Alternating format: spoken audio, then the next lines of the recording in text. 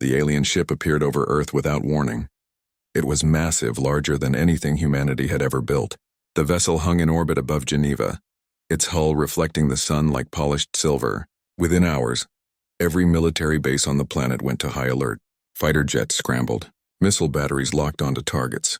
The world held its breath. Then the aliens sent a message. They came in peace. They needed to talk. Commander Jake Bennett stood in the Situation Room deep beneath the Pentagon. He was 52 years old with gray hair and tired eyes. He had fought in 3 wars and thought he had seen everything. Now he stared at the screen showing the alien ship and realized he knew nothing at all. "They're requesting a meeting with our leadership," said the communications officer. "They say it's urgent." "It's always urgent with first contact," Jake muttered. He looked at the other officers in the room. "Get the president on the line." President Elena Cruz arrived at the United Nations building 3 hours later. She was a former Marine who had served 2 tours before entering politics. She was tough, smart, and didn't trust easily. The alien ambassador was already waiting in the assembly hall. The creature called itself Krell. It stood 7 feet tall on 4 legs, with 2 arms that ended in 3-fingered hands. Its skin was covered in blue scales that shifted colors when it moved. 2 large eyes dominated its face, both golden and unblinking. "President Cruz," Krell said through a translation device. Its voice sounded like wind through metal pipes. "Thank you for meeting with me. I apologize for our sudden arrival, but time is running out." "Running out for what?" Elena asked. She sat down across from the alien, her security team positioned around the room. "For the galaxy," Krell replied. "For everyone." The alien explained everything. Out beyond the known stars, something was coming. They called them the Devourers. They were a species unlike anything the galaxy had ever seen. They didn't negotiate. They didn't trade. They consumed. Every world they touched became lifeless rock. Every species they encountered either died fighting or died fleeing. "The Galactic Council has been fighting them for 12 years, Krell said. The creature's scales turned darker, almost black. "We are losing." Elena leaned forward. "What does this have to do with Earth?" "We need soldiers," Krell said simply. "Your species is young. You have only been part of the galactic community for 30 years. You are not yet council members. But we have studied you. Humans are warriors. You fight constantly. Your history is written in blood. You want us to die for you," Elena said. Her voice was cold. "We need forces for the front lines," Krell admitted. "The council species are too valuable to waste in direct combat. But humans, you breed quickly.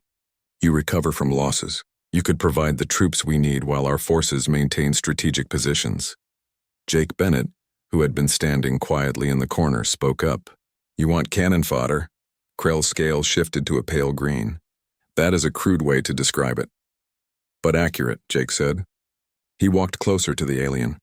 "You want us to throw our people into the meat grinder while you stay safe behind the lines." "We are offering you technology," Krell said quickly.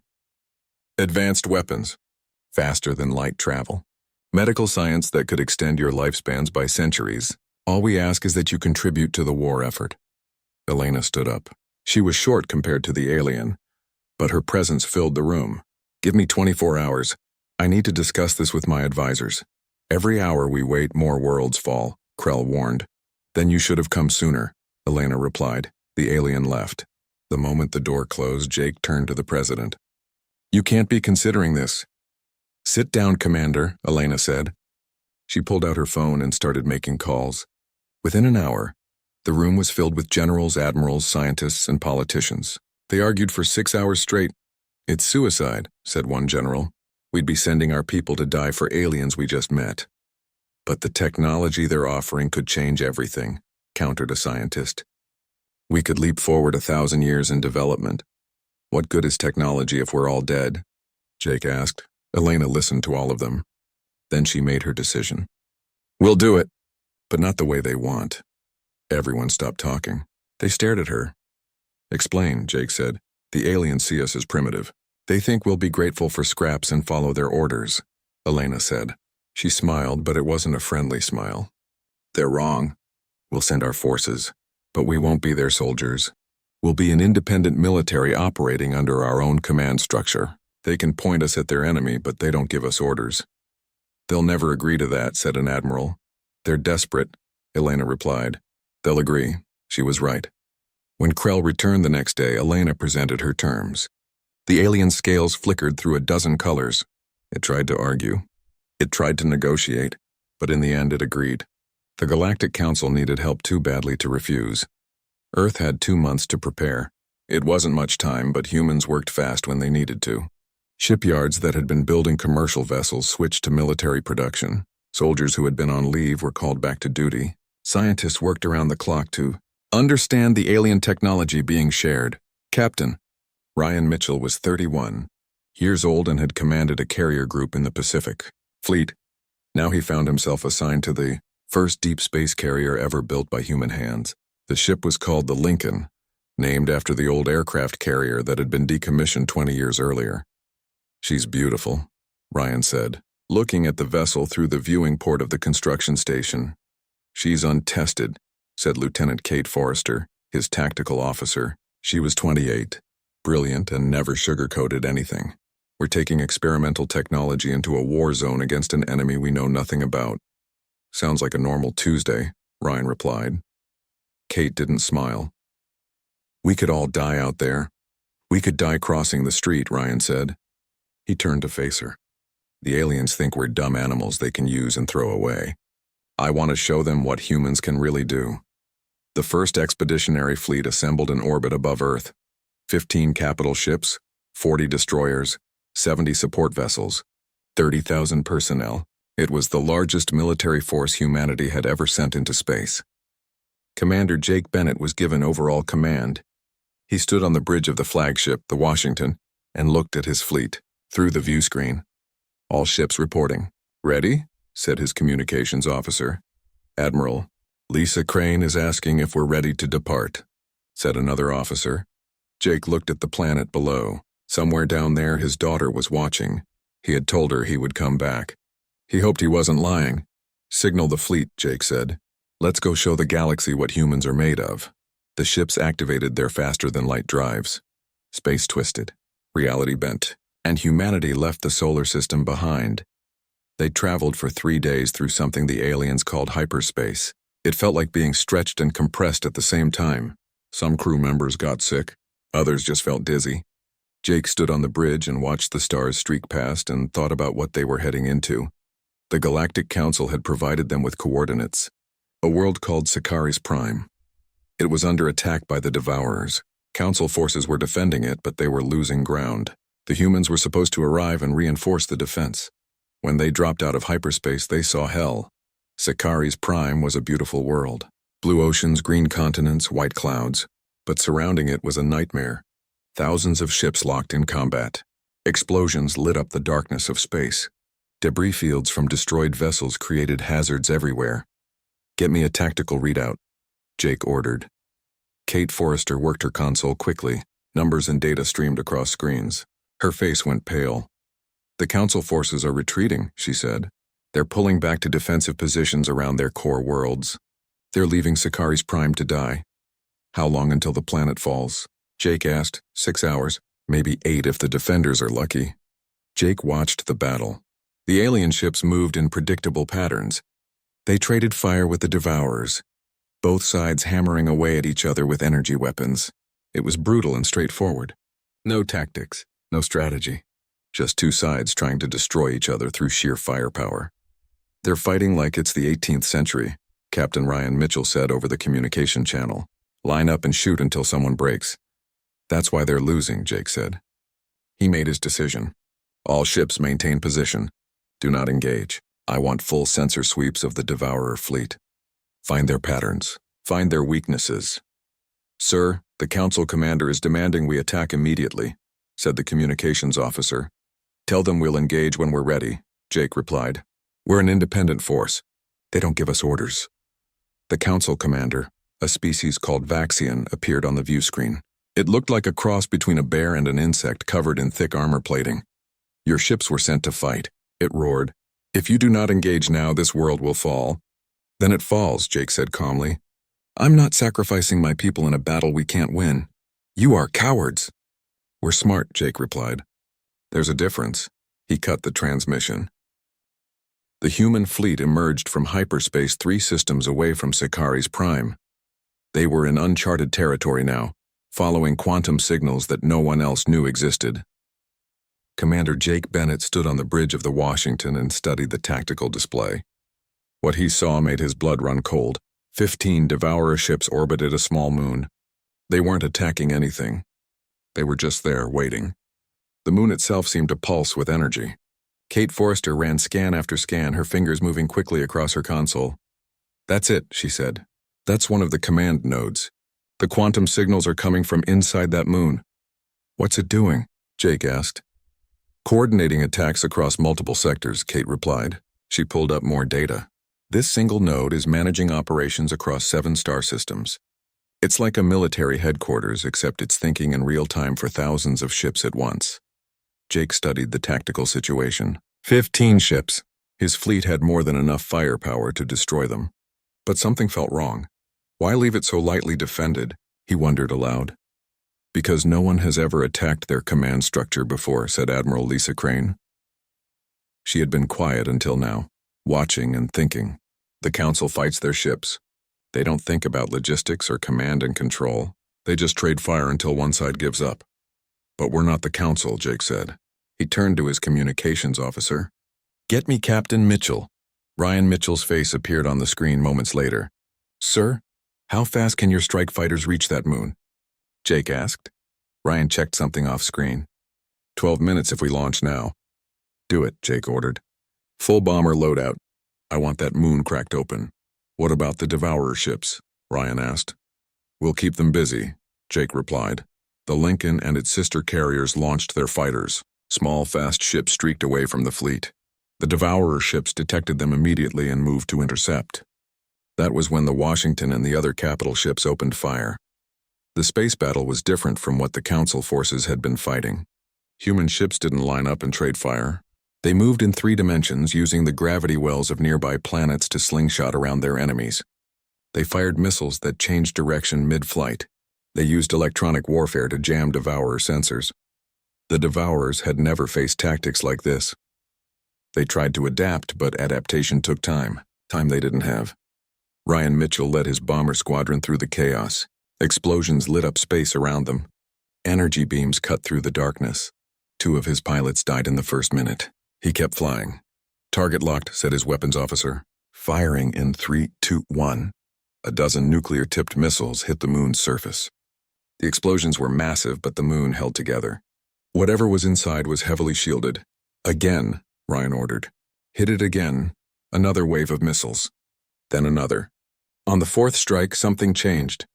The moon's surface cracked. Energy poured out, bright and terrible. The quantum signals went wild, becoming chaotic and uncoordinated. "It's working," Kate shouted from the Washington. "The node is failing." The Devourer ships suddenly became confused. Their coordinated attacks fell apart. Ships collided with each other. Some stopped moving altogether. The human fleet tore through them in minutes. When it was over, all 15 Devourer ships were destroyed. The moon was a cracked, dead rock, and humanity had learned something important. "The Devourers aren't invincible," Jake said quietly. "They're just organized. Take away their organization, and they're just another enemy." "Commander, we're receiving a transmission from the Galactic Council," said the communications officer. "They're demanding to know what we're doing out here." "Tell them we're winning their war," Jake replied. Over the next 3 weeks, the human fleet hunted down 5 more command nodes. They learned to recognize the quantum signatures. They learned where the Devourers placed their command centers. And they learned how to destroy them efficiently. The Galactic Council was furious. They sent message after message demanding the humans return to proper military operations. They called the attacks dishonorable. They said humans fought like assassins instead of soldiers. Jake ignored them all. He had a war to win, and he wasn't going to win it by following the same strategies that had been failing for 12 years. Sergeant Ben Coleman was leading a Marine platoon on a very different kind of mission. While the fleet attacked command nodes, some jobs required boots on the ground. The Devourers had taken over a supply station that the Council had abandoned. It was supplying 3 of their advance fleets. Ben was 34 years old and had been a Marine for 16 years. He had fought in jungles, deserts, and cities. Now he was fighting in space stations. It wasn't that different, really. The enemy still died when you shot them. 2 minutes to breach, said Corporal Danny Price over the radio. He was setting charges on an airlock door. Make it fast, Ben replied. We've got company coming. The charges blew. The door exploded inward. Marines poured through, their weapons up and ready. The devourer creatures inside were surprised. They were used to fighting ship-to-ship battles, not close-quarters combat. The Marines cut through them quickly. Ben led his team deeper into the station, following the map that intelligence had provided. They needed to reach the reactor core. Contact front, someone shouted. More devourers appeared. These ones were bigger, covered in thick armor. They fired biological weapons that sprayed acid. One Marine screamed as the acid ate through his suit. Ben pulled him back while others laid down covering fire. First Sergeant Amy Lawson, we need support at Junction 7. Ben called. On the way, came Amy's voice. She was the senior enlisted Marine in the operation, tough as nails and twice as mean. Moments later, she appeared with another squad. They had heavier weapons. Let's clear these bugs out, Amy said. She fired a rocket launcher down the corridor. The explosion was deafening in the enclosed space. It took 20 minutes to reach the reactor. Ben planted the demolition charges himself. He had trained for this. He knew exactly where to place them for maximum effect. Charges set, he reported. Everyone out. We've got 3 minutes. The Marines retreated the way they came. Behind them, they could hear the devourers screeching. The creatures knew something was wrong. They were trying to reach the reactor to stop whatever the humans had done. They were too slow. Ben and his team made it to their shuttle with 30 seconds to spare. As they pulled away from the station, the charges detonated. The explosion was beautiful and terrible. The supply station became an expanding ball of fire and debris. Good work, Marines, came Commander Bennett's voice over the radio. That supply station was supporting 3 devourer fleets. You just crippled their logistics in this entire sector. Ben allowed himself a small smile. Just doing our job, sir. Back on the Washington, Jake Bennett was starting to see the bigger picture. Dr. Sophie Grant, the fleet's senior xenobiologist, had been studying devourer biology using samples collected from destroyed ships. She had made a breakthrough. They're not individuals, Sophie explained. She was 41 years old with graying hair and intense eyes. She had been studying alien life for 20 years. Every devourer creature is connected to something larger. It's like, imagine if every soldier in an army was really just a finger on one giant hand. A hive mind, Jake said. Exactly, Sophie confirmed. And if there's a hive mind, there has to be a central intelligence. Something controlling everything. The prime devourer, Kate Forrester said. She had been cross-referencing Sophie's findings with the quantum signal data. Every node we've destroyed, every signal we've tracked, they all lead back to one source. Something out there is thinking for all of them. Jake felt excitement and dread at the same time. If we can find it, we can kill it, Sophie finished. And if we kill it, the entire devourer species might collapse. Might? Jake asked. It's a theory, Sophie admitted. I can't be certain until we try. Then we'll try, Jake decided. The Galactic Council finally caught up with the human fleet 2 days later. A massive council armada appeared out of hyperspace surrounding the human ships. The council's supreme commander, a massive creature called Vortan, appeared on every view screen in the fleet. The human forces will stand down immediately, Vortan declared. Its voice boomed like thunder. You have violated council military protocols. You have ignored direct orders. You have abandoned your duty. Jake appeared on the return transmission. He looked small compared to the alien commander, but his voice was steady. We were never under your command. We're an independent force, remember? You agreed to that. You agreed to fight the devourers, Vortan roared. And that's exactly what we're doing, Jake replied. We've destroyed 6 command nodes. We've crippled their supply lines. We've killed more devourers in 3 weeks than the council has killed in 3 years. You fight without honor, Vortan said. You attack from hiding. You target support structures instead of facing the enemy directly. You are cowards. Jake's expression didn't change. We're effective. There's a difference. The council demands you return to Sakari's sector and join the defensive line, Vortan said. That is where soldiers are needed. No, Jake said simply. Colonel Eric Hayes stood in the briefing room with 14 of the deadliest people humanity had ever trained. They were operators from every special forces unit Earth had. Navy commandos, Marine raiders, Army rangers, Air Force pararescue, They had been selected for this mission because they were the best at what they did. And what they did wasn't pretty. Sergeant Ben Coleman was there. So was First Sergeant Amy Lawson. The others had names like Garcia, Patterson, Woods, Burke, and Chen. Simple names for complicated people who did terrible things so others could sleep safely at night. "This is the target," Eric said. He pulled up a hologram showing a massive organic ship. It looked like a cross between a whale and a mountain, covered in ridges and spines. "We believe the Prime Devourer is inside this bioship. It's hidden in the Omega Nebula, surrounded by a debris field and protected by approximately 500 Devourer combat vessels." "Just 500? Someone muttered. A few people laughed nervously. "The good news is we're not fighting 500 ships," Eric continued. "Dr. Grant has developed a stealth coating based on Devourer biology. We'll be flying a captured Devourer shuttle. To their sensors, we'll look like one of their own ships." "And if the stealth fails?" asked Ben. "Then we improvise," Eric replied. "But the stealth won't fail. Dr. Grant's work is solid." Sophie Grant stood up. She had bags under her eyes from too many sleepless nights. "The coating mimics Devourer biosignatures. As long as you don't do anything aggressive, you'll be invisible to them. Once you're inside the bioship, you'll need to plant these." She held up a small device about the size of a grenade. "Quantum destabilizers.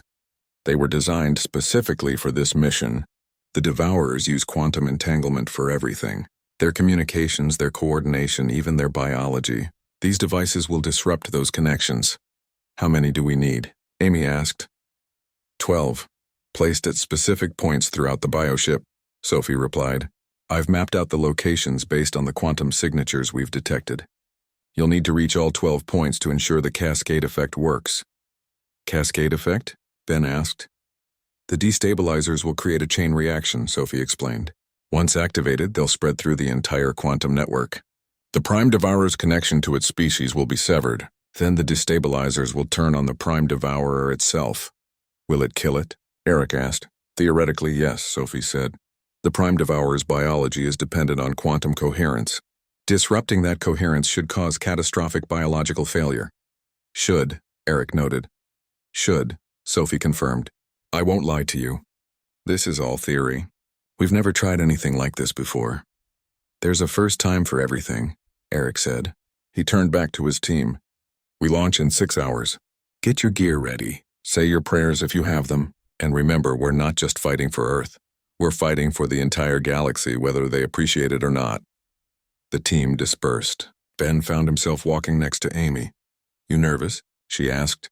"Terrified," Ben admitted. "You?" "Same," Amy said. "But that's good. Fear keeps you sharp." "Or gets you killed," Ben replied. "Only if you let it control you," Amy said. She clapped him on the shoulder. "We're going to make it, Coleman. We didn't come this far to die in some alien meat ship." Ben hoped she was right. While the Special Operations team prepared, Commander Jake Bennett was dealing with another problem. The Galactic Council had issued a formal condemnation of human military operations. They called humanity's tactics barbaric. They said humans were no better than the Devourers themselves.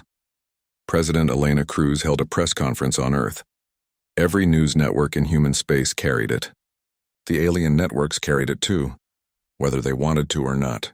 Human hackers made sure of that. Elena stood at a podium looking directly into the cameras. She wore a simple black suit, but she looked like a warrior. "The Galactic Council condemns us," she said. "They say we fight without honor. They say we use terror and deception instead of courage. They say we're barbarians." She paused, letting the words hang in the air. "They're right," she continued. "We do fight differently. We don't line up our ships and trade fire until one side breaks. We don't follow ancient rules of warfare that value honor over survival.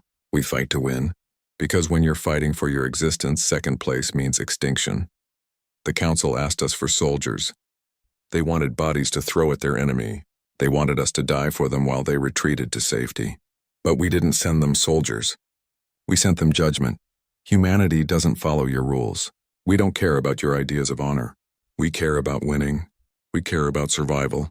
And if that makes us barbarians in your eyes, then we'll be barbarians. We'll be the barbarians who save you from your own failures." The transmission ended. Across the galaxy, reactions varied. Some species were outraged. Others were quietly grateful. A few were simply afraid. Humanity had shown itself to be dangerous in ways the galaxy had never seen before. On the Washington, Jake watched the speech and allowed himself a small smile. "That's my president," he said quietly. "Sir, Colonel Hayes' team is ready to launch," Kate reported. "Give them everything they need," Jake ordered. "And Kate, make sure we're ready to extract them. I don't care if we have to fight through the entire Devourer fleet. We bring our people home?" "Yes, sir," Kate replied. The captured Devourer shuttle launched from the Washington's hangar bay. It was small and ugly, all organic curves and pulsing veins. Inside, 15 humans in tactical gear checked their weapons one last time. Eric Hayes sat in the pilot's seat. He had trained on the shuttle's organic controls for 2 weeks. It still felt like flying a living thing instead of a machine, because it was a living thing. The Devourers grew their ships instead of building them. "Stealth coding is active," reported the team's tech specialist, a woman named Lieutenant Sarah Blake. "We're reading as a Devourer supply vessel." "Let's hope they believe it," Eric said.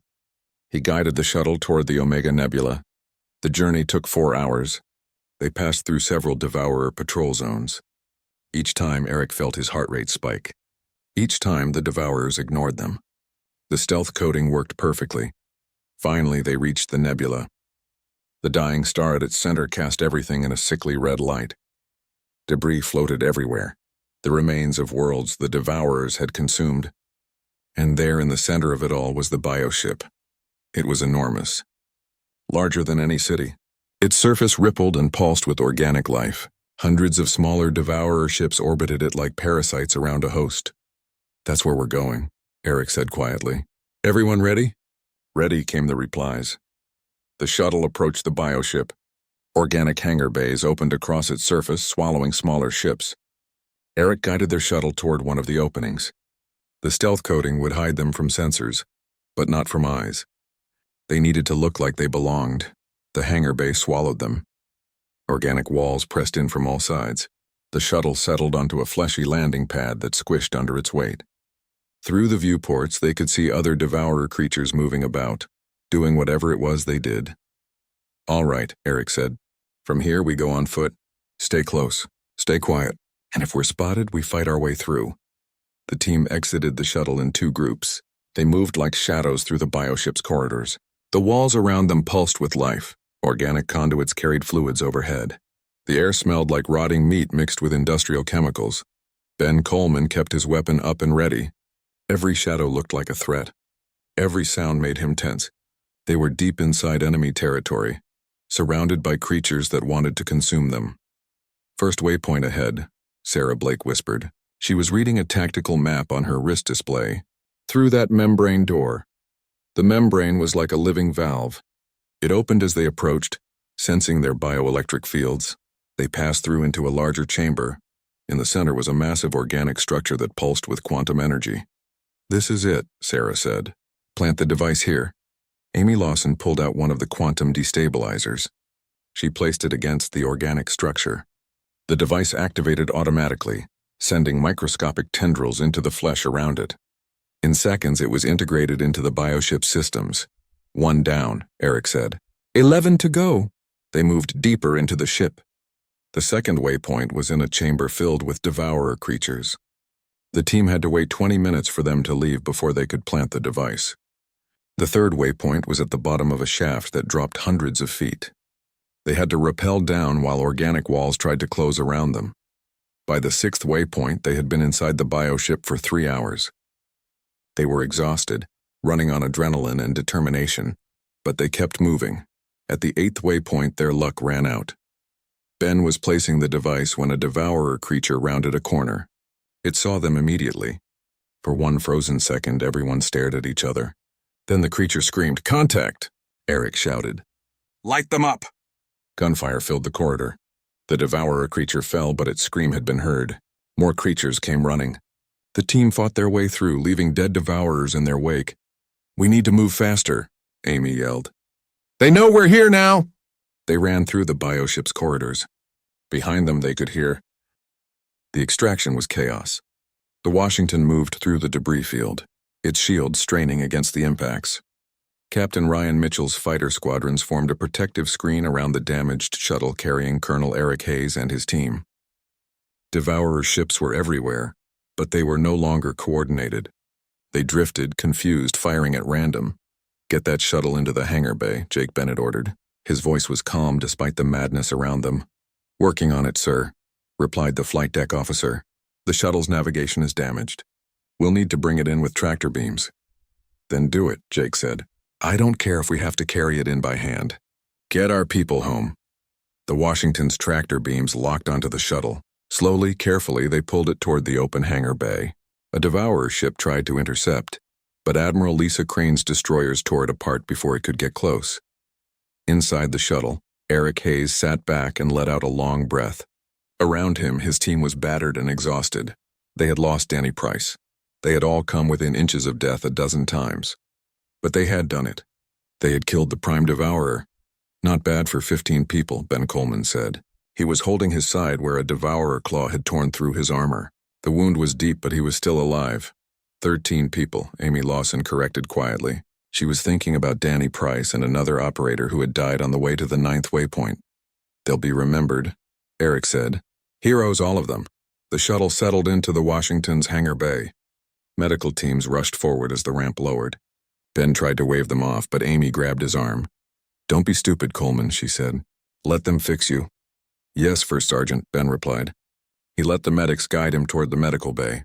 On the bridge, Jake watched the tactical displays. All across the sector, Devourer forces were faltering. Ships that had been attacking in perfect coordination now moved randomly. Some stopped moving entirely. Others turned on each other, as if confused about who was friend and who was foe. "It's working," Kate Forrester said. She was studying the quantum signal readings. "The entire Devourer network is collapsing. Without the Prime Devourer to coordinate them, they're just individual creatures with no purpose." "Are they still dangerous?" Jake asked. "Some of them, yes," Kate replied. "But without central coordination, they're no more dangerous than any other hostile species. The Council should be able to handle them now." Jake nodded. He opened a channel to the entire fleet. "All ships, this is Commander Bennett. The mission was a success. The Prime Devourer is dead. The Devourer threat is neutralized. Well done, everyone. Well done." The fleet erupted in cheers. On every ship, crews hugged each other, cried, laughed. They had been fighting and dying for weeks. They had watched worlds burn. And now, finally, it was over. But Jake knew this was just the beginning of something new. He turned to his communications officer. "Get me the Galactic Council. It's time we had a talk." The council chamber was in chaos when Jake's transmission arrived. Representatives from 17 species were all shouting at once. Some were celebrating the Devourer's defeat. Others were terrified of what humanity had done. A few were already planning how to contain this new threat. Supreme Commander Vortan silenced them all with a roar. "The human commander is transmitting. We will hear what he has to say." Jake's face appeared on the main display. He looked tired, but there was steel in his eyes. "Galactic Council. The Prime Devourer is dead. The Devourer species is no longer a coordinated threat. Your 12-year war is over." Silence filled the chamber. Then Ambassador Krell spoke. "How many human casualties?" 2 deaths during the final operation," Jake replied. "Total fleet casualties across all operations, 73 killed, 142 wounded." The council representatives looked at each other in disbelief. 73 deaths. In 12 years, the council had lost millions. How? Vortan asked. Its voice was quieter now, almost respectful. "We fought smart instead of proud," Jake replied. "We targeted their command structure instead of fighting their soldiers. We used tactics they had never seen before. And we didn't care about honor. We cared about winning." "You fought without honor," one council member said. "It was a species called the Throck, tall and thin with crystal-like skin. You used deception and terror. You struck from hiding. These are the tactics of cowards." "These are the tactics of survivors," Jake corrected. "The council fought with honor for 12 years and nearly lost. We fought to win and succeeded in 12 weeks. You tell me which approach was better." The council chamber erupted in argument again. Some species agreed with the Throck. Others sided with humanity. The chamber was divided. President Elena Cruz had been listening to the transmission from Earth. Now she activated her own channel, adding her voice to the discussion. "Galactic Council," she said. Her image appeared next to Jake's. "You came to Earth asking for soldiers. You wanted bodies to throw at your enemy. You wanted us to die following your rules, fighting your way. We refused. We sent you something better than soldiers. We sent you results. We sent you victory, and yes, we sent you judgment. Judgment on your tactics. Judgment on your strategies. Judgment on your pride that valued honor over the lives of your own people. Humanity doesn't care about your honor, Elena continued. We care about survival. We care about protecting our own. And if that makes us barbarians, if that makes us monsters, then so be it. We'll be the monsters who win while you lose with honor. Now the war is over. Your enemy is defeated. You have two choices. You can accept that humans fight differently and work with us as equals, or you can try to control us and fail. Choose carefully. The transmission ended. The council chamber was silent. Then Vortan spoke. The human forces have acted outside council authority, the Supreme Commander said. They have refused orders. They have conducted unauthorized operations. By council law, they should be sanctioned. But they won, said another voice. Ambassador Krell stood, its scales shifting through colors of uncertainty. They did what we could not. They ended a war we were losing. Perhaps our laws need to be reconsidered. The chamber divided. 7 species stood with Krell, arguing for humanity to be accepted as an equal military power. 5 species stood against, calling for sanctions and control. 5 species remained neutral, watching and waiting to see which way the winds would blow. While the council argued, Jake Bennett was dealing with more immediate concerns. Dr. Sophie Grant had finished her analysis of the Devourer collapse. The news wasn't all good. The hive mind is broken, Sophie explained. She looked exhausted but excited. But that doesn't mean all the Devourers are dead. They're still alive. They're just not connected anymore. What does that mean for us? Jake asked. It means they're individuals now, Sophie said. Some of them will die because they don't know how to function independently. Others will adapt. They'll become like any other species. Dangerous, yes, but not an existential threat. So we didn't end the species, Jake said. We just changed them. Essentially, yes, Sophie confirmed. The Devourers as a unified force are gone, but individual Devourer creatures will still exist. Some might even integrate into galactic society eventually. Jake thought about that. They had set out to kill an enemy. Instead, they had transformed it. He wasn't sure how he felt about that. The council is going to have opinions about this, he said. The council has opinions about everything, Sophie replied. But they're alive to have those opinions because of what we did. Over the next few days, the full impact of humanity's victory became clear. Across the galaxy, Devourer forces were surrendering or fleeing or just shutting down. Worlds that had been under siege were suddenly liberated. Species that had been preparing for extinction were now planning for a future. But not everyone was grateful. The Throck Confederation formally condemned humanity's tactics. They called humans a threat to civilized warfare.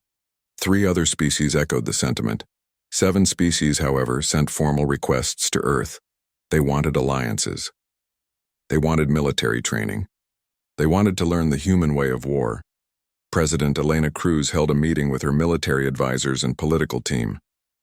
They met in the Situation Room beneath the White House, the same room where the decision to deploy the fleet had been made months earlier. We have an opportunity here, Elena said. The galaxy is divided. Some fear us. Some admire us. We need to decide what kind of power we want to be.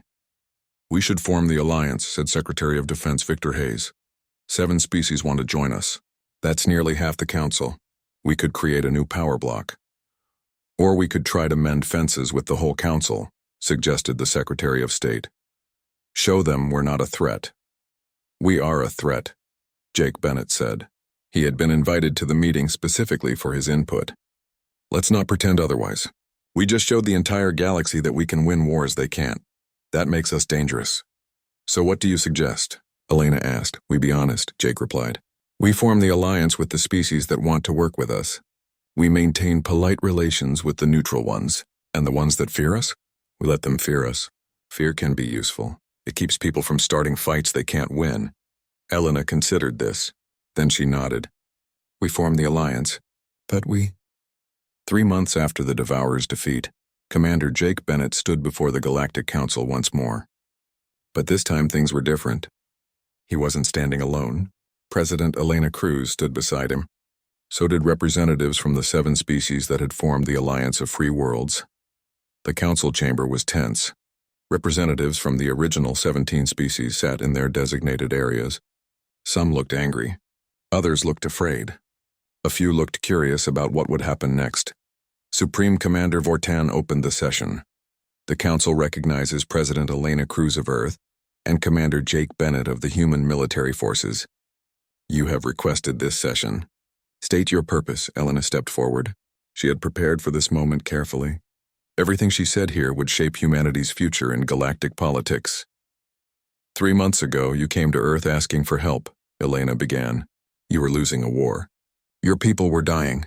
You needed soldiers. And you thought humans would be easy to control. You thought we would follow your orders and fight your way. You were wrong. Murmurs ran through the chamber. Vortan raised a hand for silence. We fought our way, Elena continued. We ignored your tactics. We refused your orders. We did things you considered dishonorable. And in 12 weeks we ended a war you couldn't win in 12 years. You acted outside council authority, said a representative from the Throck Confederation. You conducted unauthorized military operations. You put civilian populations at risk. Your tactics were brutal and without honor. Our tactics worked, Jake said, speaking for the first time. Your honor killed millions of your own people. Our brutality saved them. There are rules to warfare, the Throck representative insisted. Rules that separate civilization from barbarism. Rules that you ignored. Your rules only work when both sides follow them, Jake replied. The Devourers didn't care about your rules. They didn't care about honor. They cared about consuming everything in their path. Fighting them with honor was suicide. Ambassador Krell stood up. Its scales were bright blue, a color that meant hope in its species' body language. The Throck Confederation is right that humans broke our rules. But perhaps our rules needed to be broken. The Council fought honorably and lost. Humans fought pragmatically and won. I would rather be alive without honor than dead with it. That is because your species values survival over principle, the Throck representative shot back. Yes, Krell said simply. I do value survival. I value living to see my offspring grow. I value not watching my homeworld burn. If that makes me unprincipled, then I am unprincipled. The chamber erupted in argument. Some species sided with the Throck, calling humanity dangerous. Others sided with Krell, arguing that survival mattered more than tradition. The neutral species watched quietly, still trying to decide where they stood. President Elena Cruz let them argue for several minutes. Then she raised her hand. The gesture was simple, but something about it commanded attention. The chamber slowly quieted. You're debating the wrong question, Elena said. The question isn't whether our tactics were honorable. The question is what happens next. She pulled up a holographic display showing the galaxy. Red dots marked current conflicts. There were dozens of them. The Devourer threat is over, Elena said. But these threats remain. Raiders in the Outer Rim, pirates in the trade lanes, border disputes, resource conflicts. And according to our intelligence, there are at least 3 other major threats that the Council knows about, but hasn't addressed because traditional tactics won't work. She let that sink in. Then she continued. Humanity didn't come here to conquer you. We didn't come here to rule you. We came here because you asked for help. And we helped in our own way. Now you have a choice to make. What choice? Vortan asked. The choice of what kind of galaxy you want to live in, Elena replied. Do you want a galaxy where everyone follows the same rules even when those rules get people killed? Or do you want a galaxy where different species contribute different strengths, where humans do what we're good at and you do what you're good at? And what are humans good at? Asked a representative from a species called the Lorvan. They were a peaceful species known for their art and philosophy. We're good at winning ugly fights, Jake said. We're good at doing what needs to be done even when it's not pretty. We're good at solving problems that can't be solved by playing fair. That makes you dangerous, the Lorvan said. It wasn't an accusation, just a statement of fact. Yes, Elena agreed. We are dangerous, but so are the Devourers. So are the Raiders killing your people. So are all the other threats out there that you don't want to think about. The question is, would you rather have us as allies or as strangers? The Throck representative stood up. The Throck Confederation will never ally with a species that fights without honor. We will maintain our principles even if it costs us. Then it will cost you, Jake said quietly. Because the galaxy doesn't care about your principles. The next threat won't care about your honor. And when that threat comes, you'll have 2 choices. You can fight it honorably and lose, or you can call us. We will never call you, the Throck representative said. We'll see, Jake replied. The session ended without a formal resolution. The council was too divided to reach agreement. But Elena and Jake had accomplished what they came for. They had made humanity's position clear. They would not apologize for their tactics. They would not change their ways. They would be who they were, and the galaxy could accept it or not. As they left the council chamber, Krell approached them.